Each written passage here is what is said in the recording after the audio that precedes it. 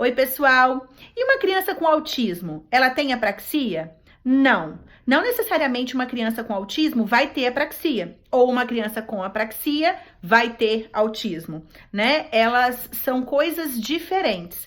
Quando a gente tem uma criança com autismo e que também tem apraxia, aí a gente está falando de uma comorbidade. A criança apresenta mais de uma patologia.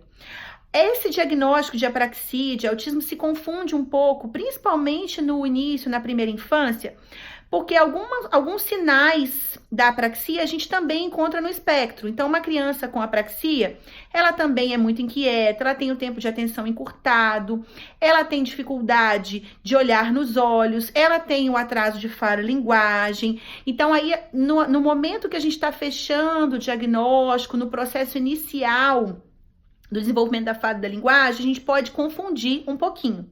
Mas, assim, um ponto chave para a gente poder descartar é que uma criança que só tem apraxia, ela tem uma iniciativa de comunicação.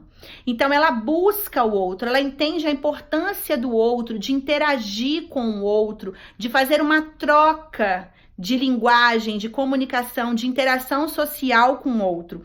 Então, mesmo que ela tenha uma dificuldade na articulação dos fonemas, precisando, então, de terapia fonoaudiológica para estimular, instalar e automatizar os fonemas, para ela ter uma fala adequada, mas ela se utiliza das formas compensatórias que ela tem para se comunicar. Diferente de uma criança com autismo. Porque a criança com autismo, ela já não entende tanto a necessidade do outro, ela não busca tanto essa troca, essa comunicação, essa interação social, ela não busca tanto essa troca de informação com o outro. Então, essa é a chave, assim, da diferença, é o principal que a gente nota de diferença. Porém, é claro que a gente também tem crianças com autismo e com apraxia, como eu disse, que é uma comorbidade. Então, se a gente está fazendo um trabalho com uma criança que tem o diagnóstico de TEA, de transtorno do espectro autista, e aí a gente vai fazendo um trabalho, estimulando, no caso fonoaudiológico, a linguagem, a comunicação, a linguagem pragmática, a interação social, a instalação de fonemas, tudo, a gente vai trabalhando essa comunicação, a gente vai evoluindo no comportamento e na linguagem.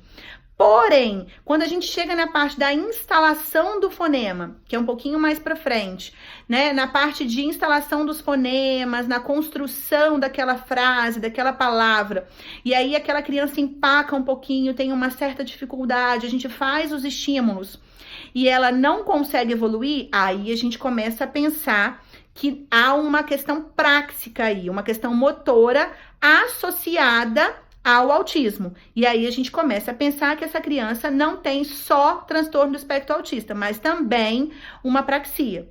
Espero que vocês tenham entendido, uma forma simples de vocês entenderem a diferença de apraxia e autismo, e que algumas crianças podem ter as duas coisas, mas que não necessariamente uma criança com TEA tem apraxia e uma criança com apraxia tem a TEA, ok?